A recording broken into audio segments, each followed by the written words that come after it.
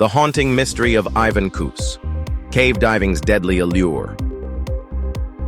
The haunting mystery of Ivan Kus. Cave diving's deadly allure. What compels a person to enter a place where even the slightest mistake could mean certain death? Why do some seek the unknown, despite the overwhelming dangers? These are questions that arise when revisiting the strange and tragic death of Ivan Kus, a cave diver whose final moments remain a haunting mystery.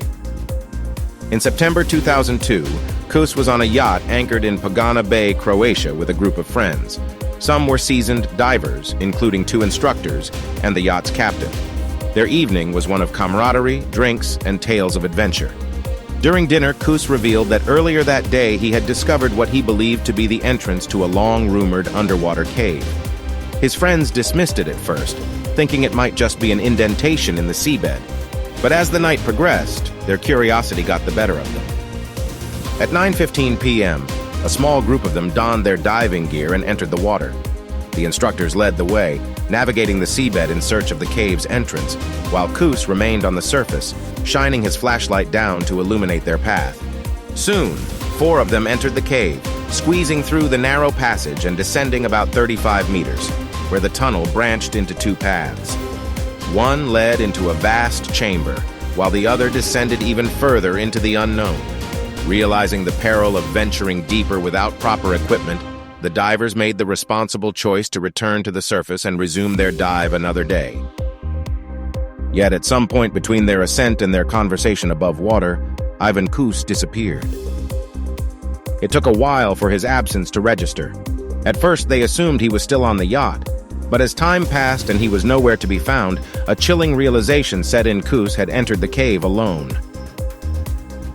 Cave diving is among the most unforgiving activities in the world.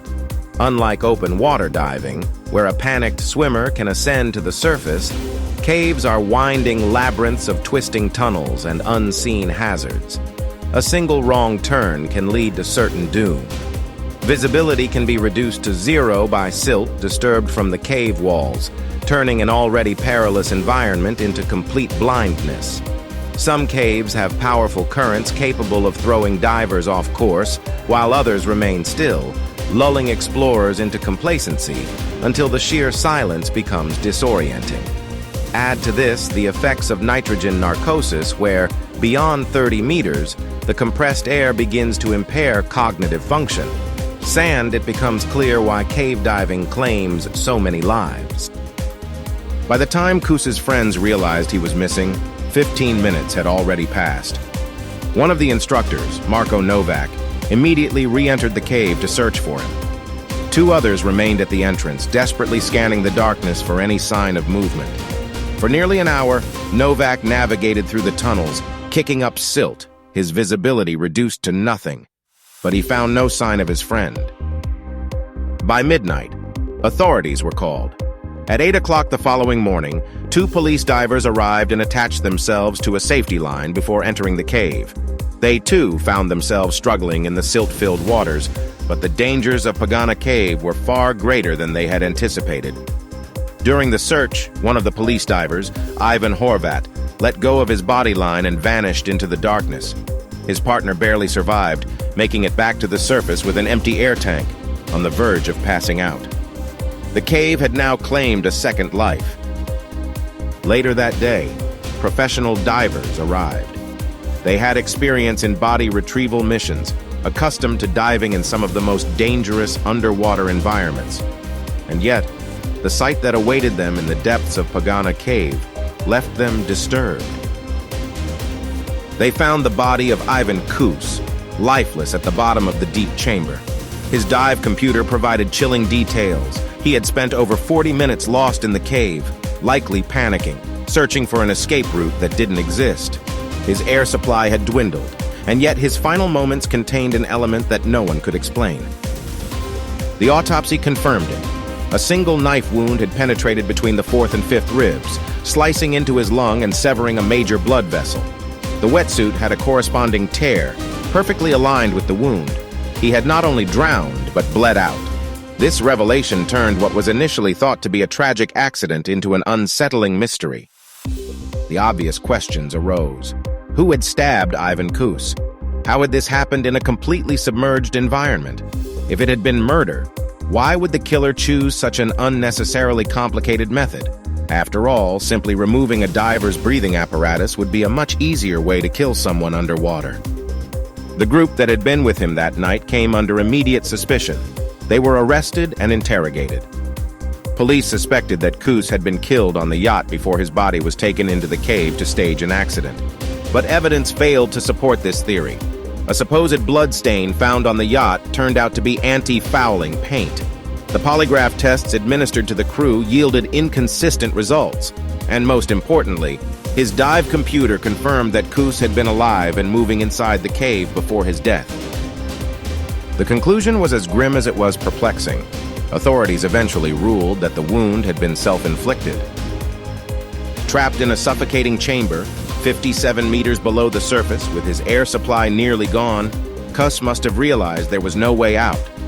Panic had set in.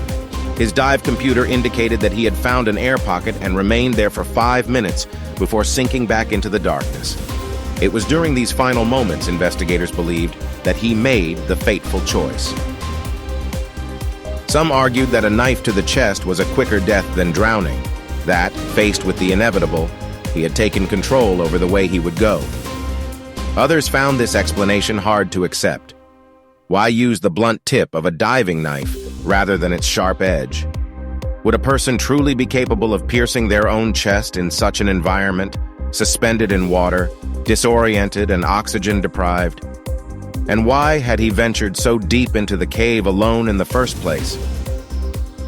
Experts in military diving expressed skepticism, arguing that even in dire situations, a diver will do anything possible to survive. If Kus had been desperate enough to end his own life, wouldn't he have simply removed his regulator and inhaled water? Medical professionals who studied the case found no precedent for such an act in diving history.